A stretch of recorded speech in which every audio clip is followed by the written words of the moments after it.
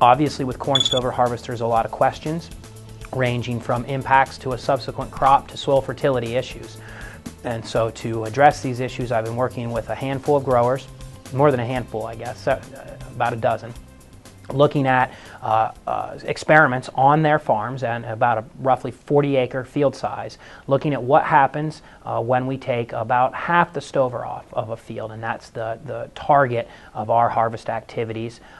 And we target those activities on high-yielding fields, 180 typically or greater grain yield level. So fields where there's 4 or more tons of stover at the end of the growing season. So we did those stover harvest treatments in 2011, and then in the 2012 growing season we measured numerous aspects of crop production in the fields. And at a high level, I can say what we've seen is when we take a portion of that stover off the previous fall, the next year's corn crop emerges more quickly and more uniformly. We have a tendency to have less nitrogen immobilized in the soil due to the breakdown of the corn stalks because there's less of them. And at the end of the day, in 2012, what we saw was a 3 to 3.5% grain yield advantage for corn grown after a partial stover harvest relative to corn on corn with no stover removed.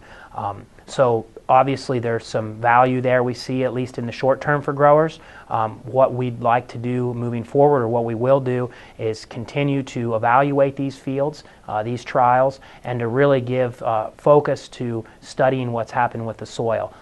The data that's out there, research that's conducted by others, leads us to believe that at that 180 bushel per acre yield level, especially corn following corn, that taking about half that stover off should not lead to a reduction in soil organic matter.